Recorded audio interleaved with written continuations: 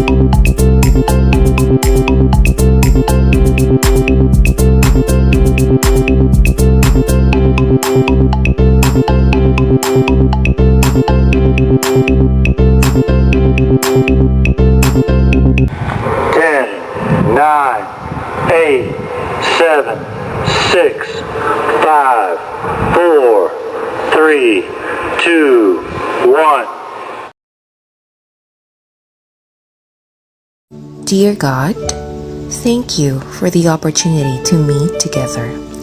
Please help us to come together to make this institution reflect your kingdom.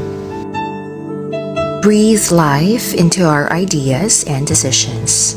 Help us build a team that has love and respect at its heart. Give us the strength to continue working for your kingdom in this time of pandemic. Lord, come give us the inspiration to be the best we can be. May we be a shining example of your goodness and truth within, wherever we are. Inspire our thoughts, discussions, and ideas, and continue to remind us that all that we do here today, all that we accomplish, is for the pursuit of truth for the greater glory of you. We ask these things in your name. Amen.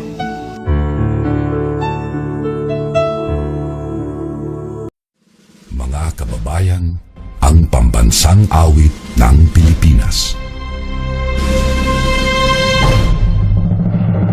Kayang magiliw, kaya sa sinakanan, alam ng puso, sa titik mo'y buhay. Lupang hinirang, tuyagan ang magiting, sa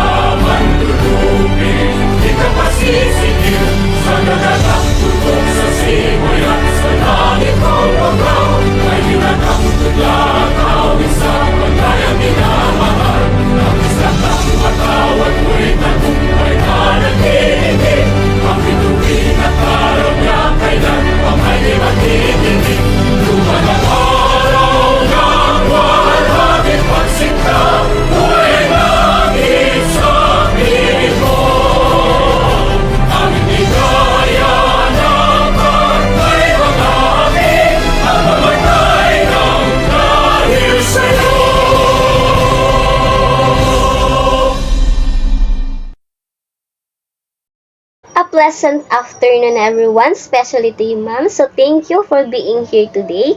And we are the Group 2 and we will be discussing the role of non-executive director. But before of that, I would like to introduce myself and my group mates as well. So, my name is Danica de los Santos Dumdum from BPA2A. And my group mates are Mr. Bronyosa Jeffran, Mr. Bon Vincent Katubig, Miss Daisug Jessica, Miss Del Valle Noelin, Miss Escalante Andrea, Miss Phoenix Syra Jane, Miss Fortuna Joanna, and Miss Frio Jessica. And we will be discussing the role of the non-executive director. So let's start. So the assigned topic for me is the definition of non-executive director. But before I would come up to my discussions, I would like to ask you, in your own words, what is non-executive directors? You can comment your answer in the comment box below, and at the end of these discussions, I will read your answers. So, I know some of you have a little bit opinion in what is really the non-executive director. So, today we will find out what is the difference of executive director and non-executive director, and what is the role of this in a corporation or in one's organization. So let's start. So what is the non-executive director? Non-executive directors are independent advisors to a company and are members of the company's board of directors. Yes, when we say independent advisors, they are the one who can stand alone. They can make their own decisions because they have a breed experience when it comes to this field. Ibig sabihin, independent advisors, hindi sila umaasa sa opinion ng iba because they have experience and special knowledge in terms of this field. So, of course, non-executive directors is the members of the company's board of directors. And non-executive directors oversee the activity of executive partners and help to ensure that they meet their objectives. They make sure that the responsibilities towards stakeholders are consistently fulfilled. All directors should be capable of seeing company and business issues in a broad perspective. Nonetheless, non-executive directors are chosen because they have a breed experience, like what I said earlier, which is an appropriate caliber and have particular personal qualities. Additionally, they may have some special knowledge that all provide the board with valuable insights or perhaps key contacts in related industry or the city. Of the utmost importance in the independence of the company management and any of its interested parties. This means they can bring a degree of objectivity to the board's deliberation and play valuable role in monitoring executive management. That's why non-executive director is very important in one's organizations or corporations because they play a vital role, especially in the outside world, in the external state of the company. So what is the difference between the executive director and non-executive director? I know some of you have a little bit knowledge in terms of this, but let's discuss it. So first, executive director is a full-time, while non-executive director is a part-time. Yes, like what I said earlier, non-executive directors are independent advisors, meaning to say they are not involved in the day-to-day activities of the company or the organizations. So, hindi sila katulad ng executive directors that they need to do the line of responsibility or kailangan nila pumasok araw-araw sa office o sa isang kumpanya just to do their responsibilities and duties. Unlike sa non-executive directors, they are part-time only. Meaning to say, hindi sila pumapasok sa office araw-araw para gawin yung trabaho nila, but then they are only unappointed. So, another thing, executive director is day-to-day hands-on. Non-executive director is hands-off. Like what I said, executive director is involved in the day-to-day operations of the company. Meaning to say, kailangan talaga silang pumasok araw-araw sa office because they are the employee of the companies or organization. Unlike sa non-executive director, they are hands-off. Pinapatawag lang sila if kailangan sila, especially if may board meetings. Nagsisit sila as board of directors just to give their own perspective or advices in terms of some specific strategic decisions. So, yun lang yung trabaho nila. Kaya, tinatawag silang hands-off. Another thing, executive director is employed, while non-executive director is self-employed. Like what I said, self-employed is hindi sila actually empleyado ng company because they are self-employed. Unlike sa executive director na employed, which is may contract na pinipirmahan na nagpapatunay na ikaw talaga empleyado sa corporation or sa company na yun. Unlike sa executive director, self-employed. Ano po? Then another thing, contract of employment, like non-executive director is letter of appointment. Yes po, yung mga employee, may pinipirmahan silang kontrata na nagpapatunay na meron na empleyado ka na kapag binali mo yung kontrata na lang is meron yung karampatang parusa or pwede ka nilang kasuhan because nasa rules and regulation nila yun na need nila i-follow. Hindi ka pwedeng basta-basta umalis na hindi pa natatapos yung kontrata. Unless sa non-executive director, they are the appointed only. Meaning to say, pwede silang umalis o magtanggi sa board if ayaw na nilang maging non-executive director or wala silang pinipirmahan na kontrata. Appointed lang sila. So, another thing, executive director is not independent. Meaning to say, they need to work as a team, not as an individual. Unlike sa executive directors, they are the independent. They can make their own decisions. Wala silang abang aasahan kundi yung sarili nila. No po. Then, another thing, executive director is line of responsibility. Unlike non-executive directors is no line of responsibility. When we say line of responsibility, may need sila as a board of directors or as executive directors. Meron silang responsibilities and duties na need i-accomplish na day-to-day operations of the corporations, organizations. Unlike sa non-executive directors, wala silang mga line ng responsibility. Unlike kailangan sila ng company, magsisit sila sa board meetings, magbibigay ng advices and strategy and magre-review ng mga dapat i-review na ipapa-review ng isang company or organization. So, yun yung responsibility nilang ng non-executive director. Another thing, executive director is executing responsibility.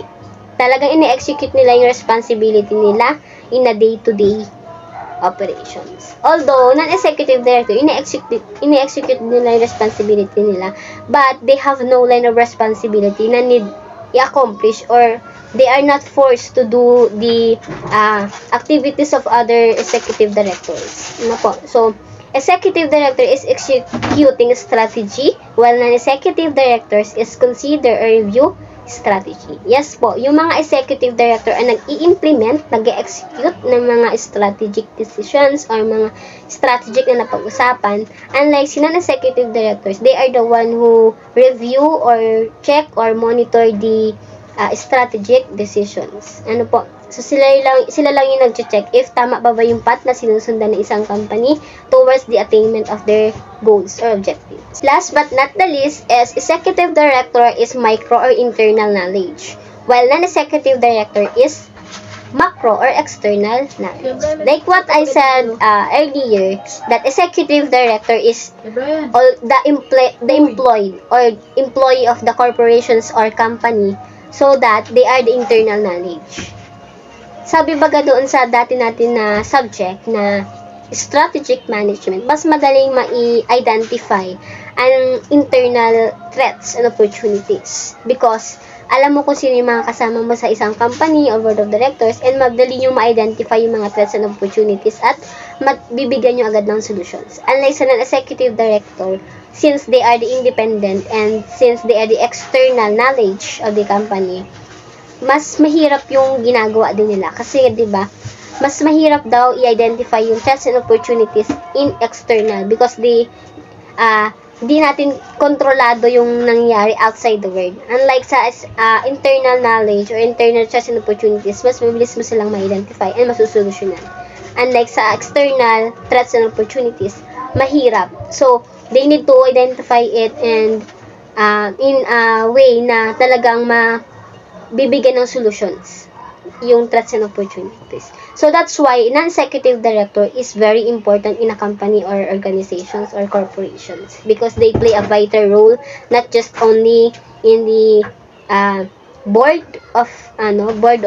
meetings, board of directors, but as well as sila yung nagdadala ng mga threats, mga possible threats and opportunities na need masolusyonan agad or mga beyond our control or beyond control ng company is sila yung nagbibigay ng possible solutions or improvement kasi nga they have a special knowledge when it comes to that field.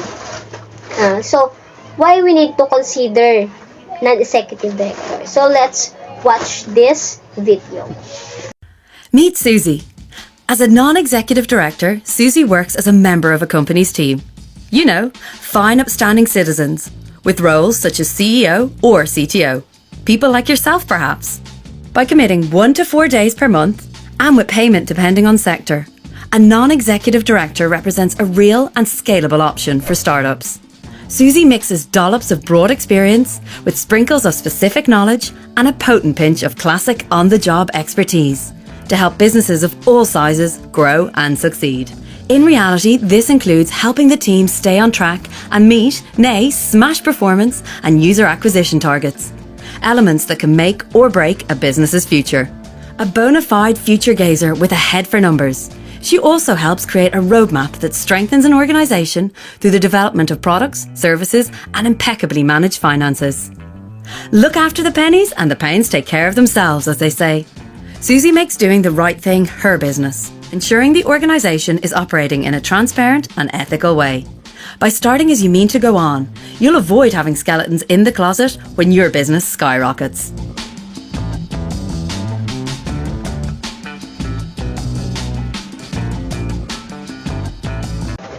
So it shows in the video that the role of non-executive director is very important.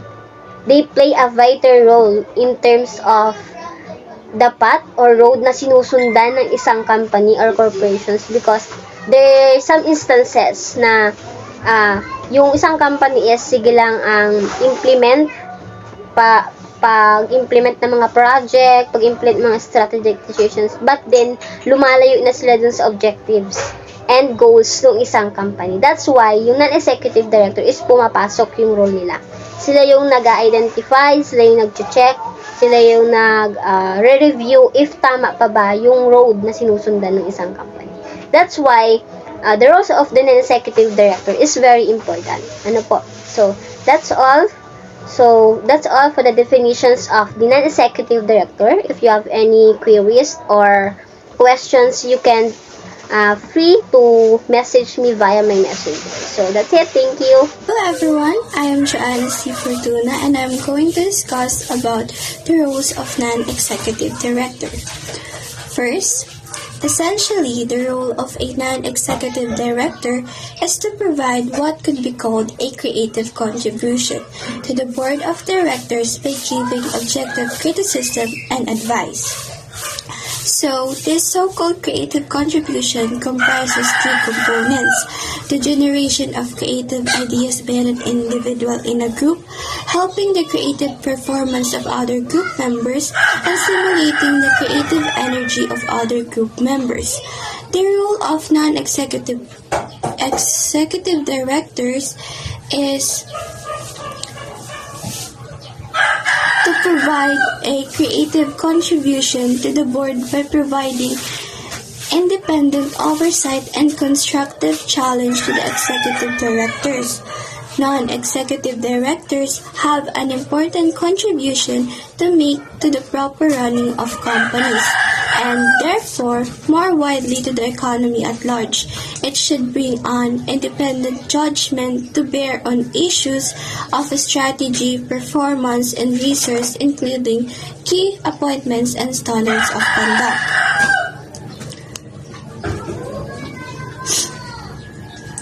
So, non-executive directors, they use this so-called creative contribution. They give a rational criticism that could help the company on giving on strategic ideas that could help them grow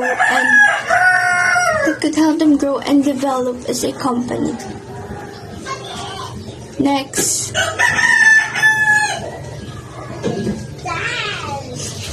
role will be non-executive directors dedicate a part of their time to overseeing the company and participating in management team meetings or board meetings. They add value by providing a broad perspective of the company's issue and protecting the interest of shareholders. So, non-executive directors, they always make time even though they are not considered as an employee of the company. Non-executive directors act as independent advisors and are not responsible for the daily operations of the company, but they do participate and add value for the development of the company. So, non-executive directors are not considered as an employee. They are just a part-time part of the company. So, even though apart from that, they still make time on meeting their commitments in the company and attending board meetings. And they are also responsible for first is performance review. They value the performance of the management team in terms of meeting goals and objectives. So, performance review. Dito naman yung tinitingnan nila na yung goals and objectives ng company ay mamimit nila at nagagawa yung trabaho ng bawat isa. And next is strategic direction. They are also responsible for objectively looking at the plans framed by the executive team. So they also look on the plans that are made by the executive team. Next is time commitment. They must commit a substantial amount of time for overseeing the company. So yun na nga, they are committed on their work, so they must put a time for it. Next is risk management. They should assure the stakeholders that the financial information is accurate and financial and risk management systems are robust and secure. Next is people. They can make connections outside the company and add further value to the company. The external connections can help the company in achieving its objective and mission. Next is professional development. Take advice on certain issues and discuss them in board meetings. Last is participation in committee meetings. They're required to actively participate in committee meetings and execute his or her duty as a committee member. So, the aforementioned are some of the rules of non-executive directors and things that they are responsible of. Okay, for the continuation, good day everyone, I am Jeff Franz-Manyosa, and I'm going to discuss the function of non-executive director. Okay, now, non-executive director are expected to focus on board matters and not stray into executive directions. In so doing, they should provide an independent view of the company, distinct from its day-to-day operations. Non-executive directions, therefore, are appointed to bring the board. Sabi dito, non-executive director typically does not engage in the day-to-day management of the organization but involves in policy making and planning exercises. Ang function ng non-executive director ay gumawa na mga program kasama doon. Tsaka hindi sila yung nasa company talaga. Sila yung parang one call away, back up ng executive director. So, non-executive director must have the following attributes: being independence, impartiality, having wide experiences, special knowledge, and personal qualities. Independence, ito yung Kailangan yung kaya nila na makapagdesisyon ng sarilihan, yung hindi umaasa sa iba, nakakapagdesisyon ng sarili lamang. Impartiality, or in Tagalog, walang kinikilingan. Ang isang non-executive director ay neutral lamang in between ng halimbawa dalawang parties or dalawang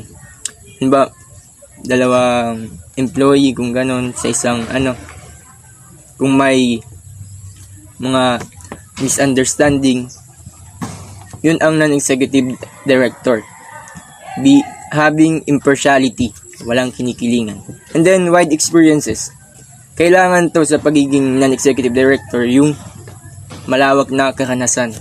Dahil ito yung susi para maging maayos yung trabaho nila, kasi alam na nila yung gagawin nila pag meron silang ito. Special knowledge. Non-executive director must have specified knowledge.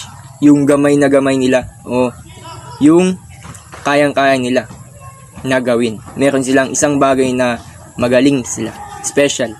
And then, pinaka mahalaga, the most important is having personal qualities. Pagiging magalang, mabait sa kapwa mo, employees, ganyan. Ito yung pinakamahalaga. Pakisama. Yan. And that's it. Good day, everyone. My name is Nolan Del Valle, and I am going to discuss the key responsibilities of non-executive directors. Non-executive directors should be used to provide general guidance and a different perspective on matters of concern. Even though they are part of the company, they don't have any management responsibilities. It means kapag nagkaroon ng mishappening or problema sa management, labas na ang mga non-executive directors doon, because their responsibility is to just give advices or provide guidance in a company's decision. The board or the chairman will often seek their guidance on particular issues before they are raised at formal board meetings. For example, I am one of the board members, and Ms. Danica Domdom is one of our company's non-executive directors. Let's assume na mayroon akong isang particular issue na gustong i-discuss with the other board members at the board meeting.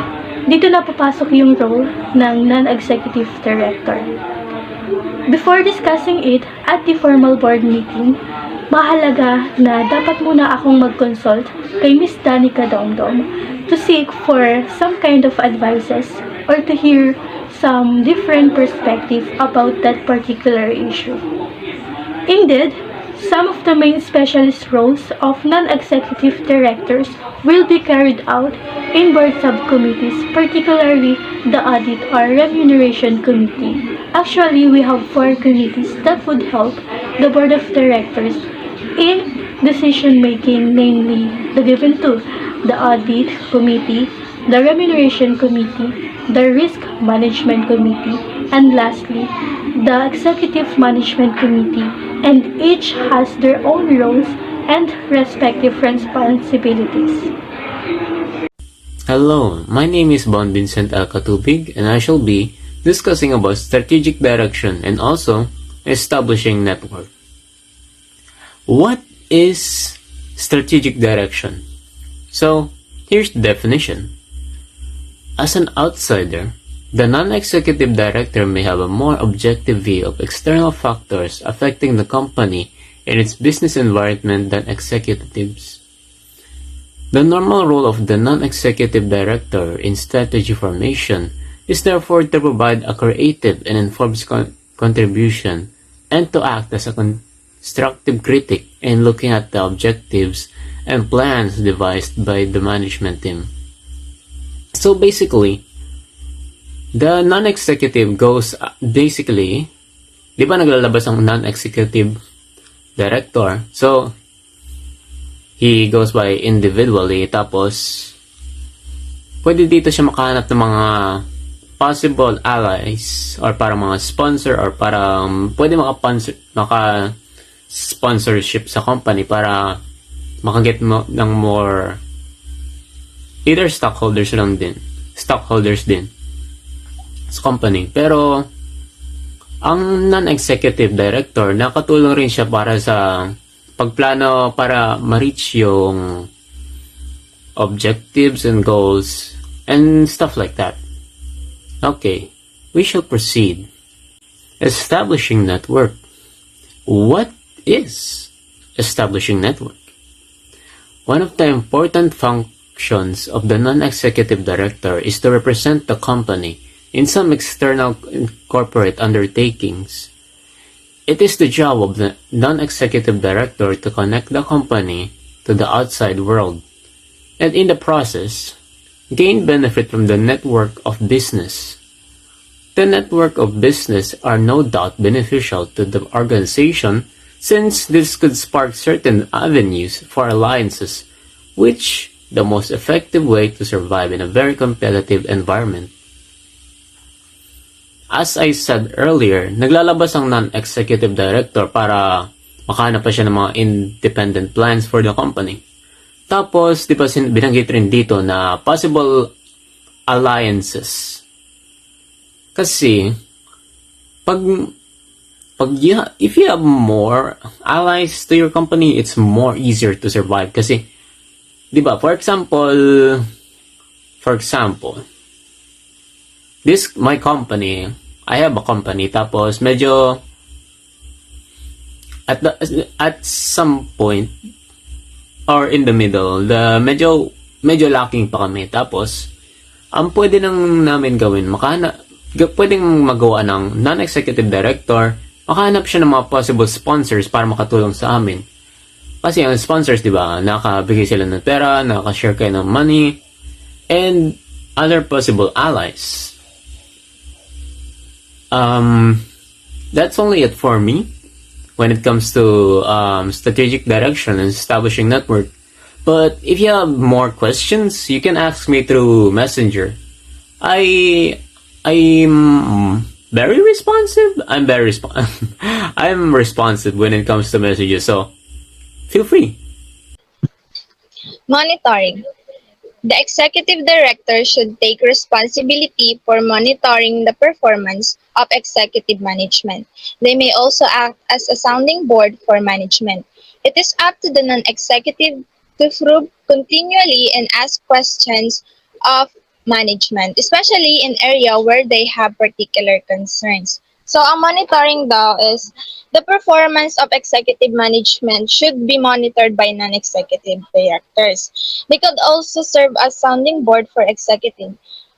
It is the responsibility of non-executive to demonstrate their worth and ask management to ask questions, particularly in area where they have a specific concern. Like, for example, may nakikita yung non-executive na mali or kulang dun sa strategy na ginawa ng executive director. So, pwede silang mag-advise sa mga executive na baguhin or i-improve yung gawa nila. So, yun lang, monitoring, that's all. Good day everyone, I am Andrea B. Escalante and I will be discussing to you the risk management. So, una, let's define the risk management. Risk management defined as the process of identifying, monitoring, and managing potential risks in order to minimize the negative impact they may have on an organization. So, ano nga ba ang role ng non-executive directors when it comes to risk management?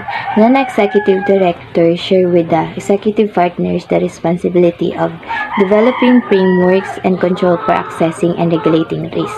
Kanina nasabi na one of the role of non-executive director is to review and monitor the formulated strategies and policies of executive directors. So, meron tinatawag dito na input and output process. The input of non-executive director is to identify, assess, review, control, mitigate, and monitor the existing.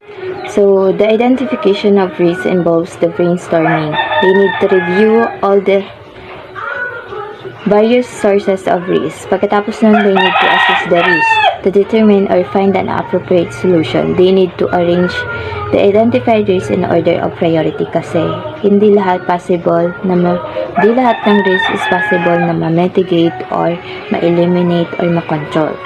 So, they need to know which risk needs an urgent solution in order to prevent or control and mitigate them. Pagkatapos nun, they need to review and monitor the risk to check and evaluate the level of risk in order to develop plan that can be put into action to eliminate or minimize the risk.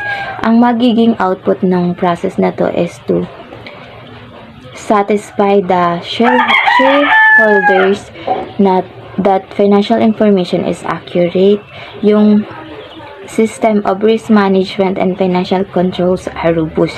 So, yun lamang po. Thank you for listening and I hope you learned something sa mga diniscuss ko and thank you. Hi, good day everyone. I'm Jessica Frio and I will going to discuss audit. It is the duty of the board as a whole to ensure that the company accounts properly to its shareholder by presenting the true and fair reflection of its action and financial performance, and that the necessary internal controls and system are put into place and monitored regularly and rigorously. Non-executive director has an important part to play in fulfilling this responsibility, whether or not a formal audit committee has been constituted. Ang audit po ay hindi lang siya tungkol sa pagbabayad ng mga taxes, kundi tungkol din po siya sa paggawa ng mga financial plans and statements. Ang audit po is an independent examination of any entity para po makasigurado na lahat ng department is sumusunod sa pag-document ng kanilang mga financial transaction. And yung mga public traded companies po, required po sila na ang Securities and Exchange Commission na mag-validate ng kanilang financial positions with an audit. Ang audit committee po, binubuo po siya ng 2 or 3 members. Depende po sa laki na ang kumpanya. And kailangan po sa pagiging isang auditor yung communication skill para po mapag-usapan yung mga risks and issues openly. And para po mag-excel sa pagiging isang auditor, kailangan po tutuin critically kung bakit yung transaction na yun naging beneficial dun sa company and kung paano siya nag-fit sa company strategy. And para din po ma-verify kung tama po ba yung financial statement na pinag-provide nung company.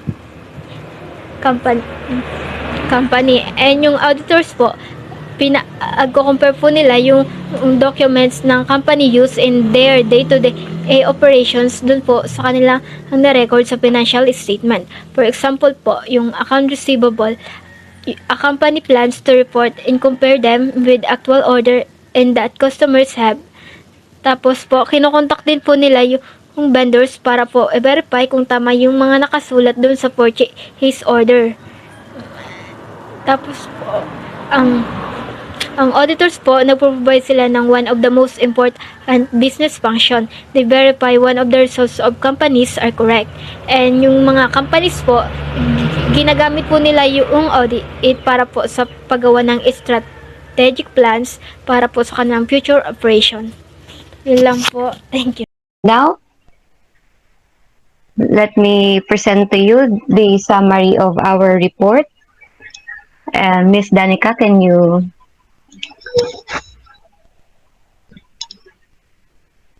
So, na-discuss ng mga groupmates ko yung kung ano yung under sa role ng non-executive director, which is the definition, the difference between the executive and non-executive, the role of non-executive directors, the functions, and the key responsibilities, which are the strategic direction, establishing network, monitoring, audit, and risk management. So first, let me give you the definition of non-executive director that was discussed by Ms. Danica. So it is said here that non-executive director are independent advisors, or yung sabi nga na they can stand alone, diba? And next is they are also members of the company.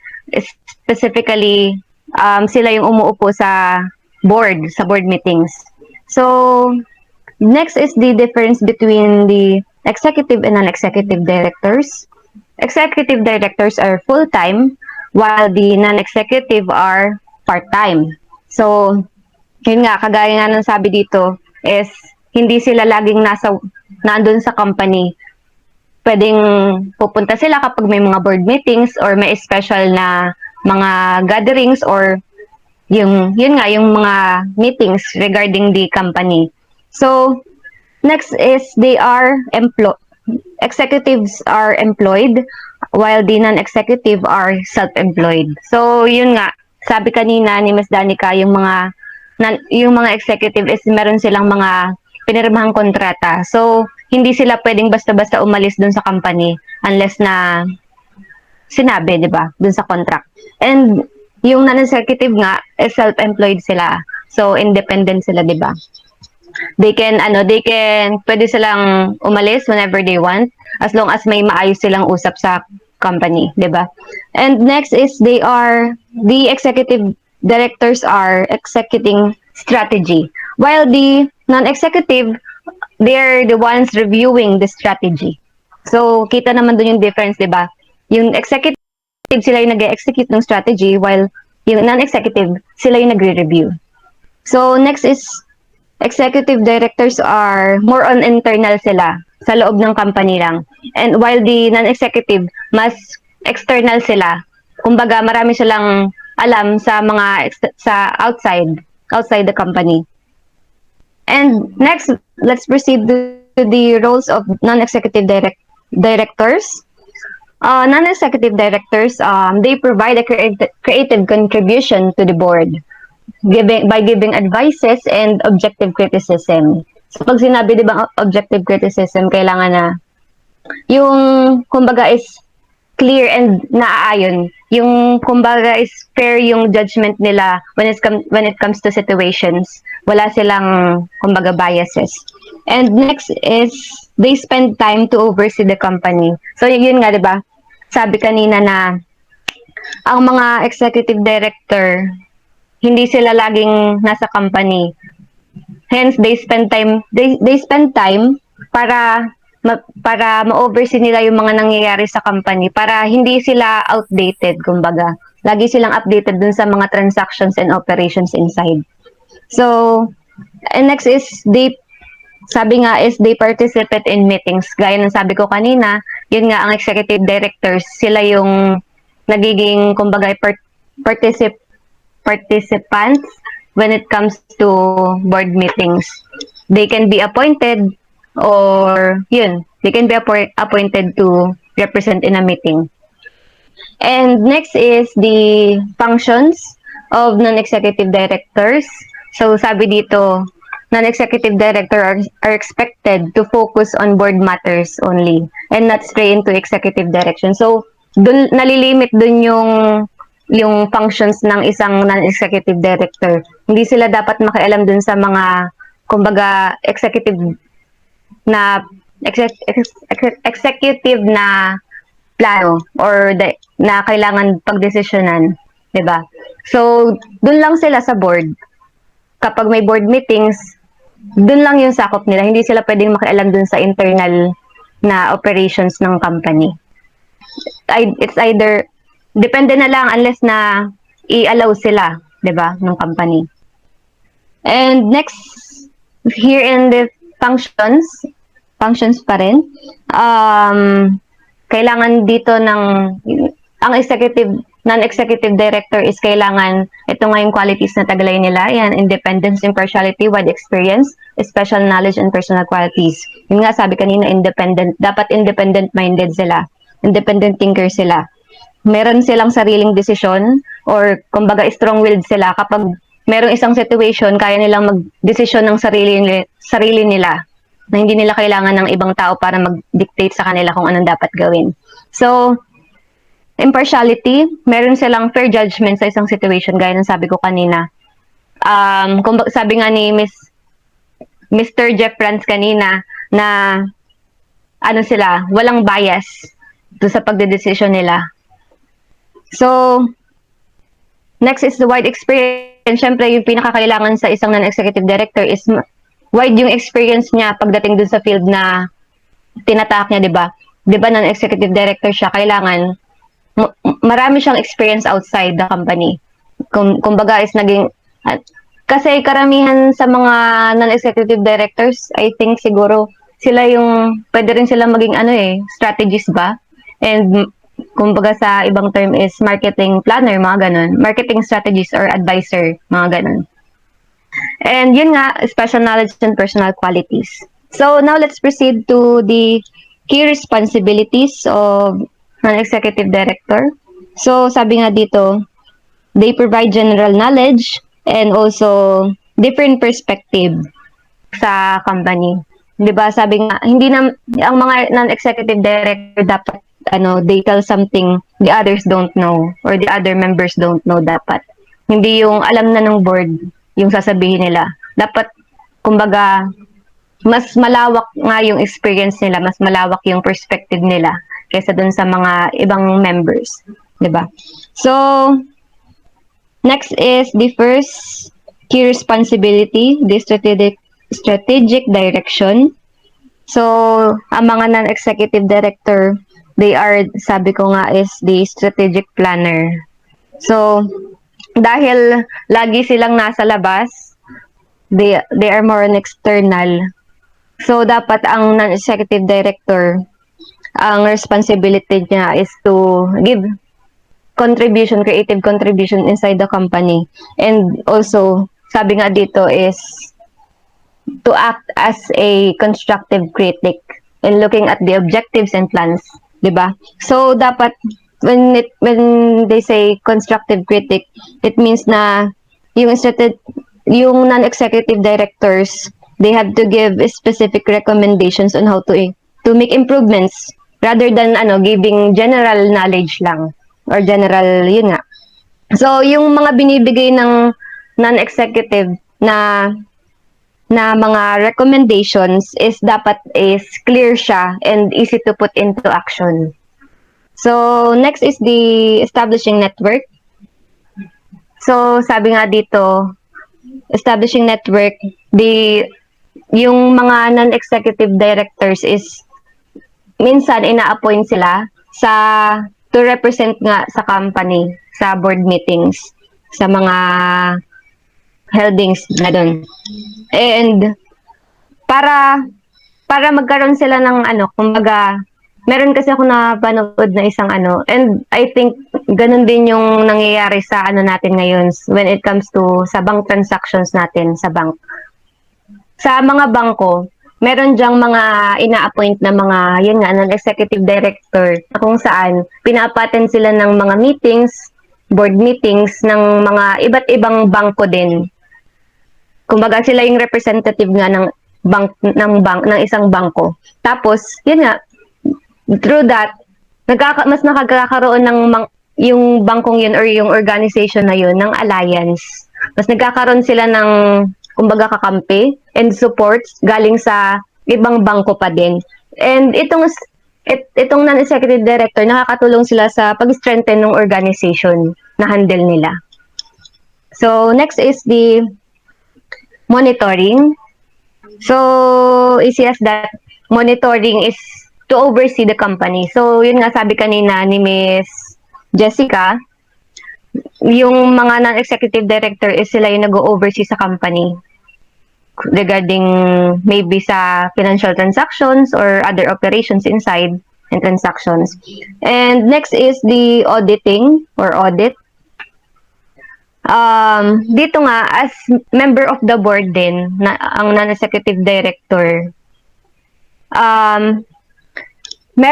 meron silang karapatan na i-audit din yung mga transactions inside or yung kumbaga, syempre limit lang din sila. Kung saan lang silang field na pasok or kung saan lang yung kumbaga scope nila as a non-executive director, dun lang yung pwede nilang i-audit. So, ayun. So, sabi nga din dito, yung board is nag-e-elect sila or nag-a-appoint sila ng committee. Maybe, some are two committees lang, 2 members lang ng committee, and some are 3. Kumbaga, inaga-appoint sila ng committee para yung mga committee na meron syempre yung independent mind, gagaya ng mga non-executive directors, and also may financial experiences siya when it comes to finances. So, next is the risk management. Dito sa risk management, yun nga, kailangan yung non-executive director is mag-ano rin sila, share din sila ng knowledge nila regarding risk management. Dapat mag-contribute din sila.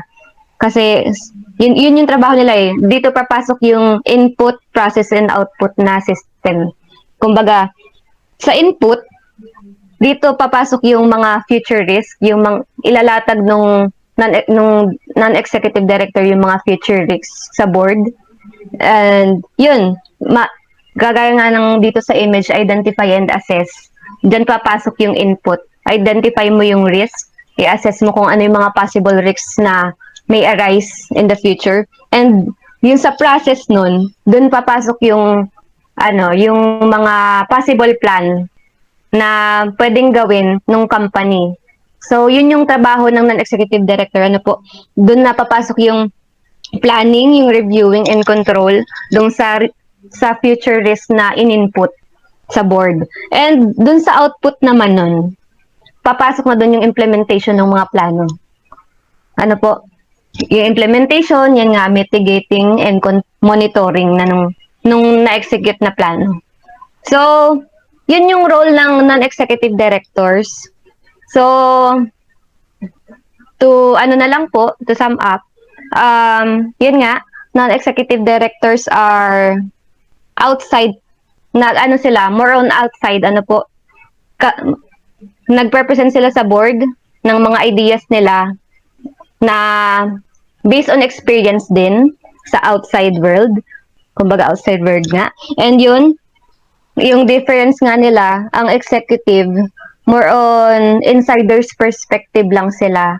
And while the non-executive, outsider's perspective sila.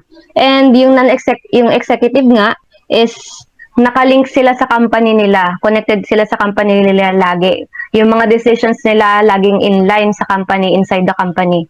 Yung mga transactions is company lang, inside. And while the non-executive nga is, yung mga nila is, hindi sila link sa company. Kumbaga, ang role talaga nila is to sit in the board lang. Kumbaga, kapag may mga, meetings, they are the ones na umuupo lang sa board and sharing their experiences outside para makatulong sa overall na transactions ng organization.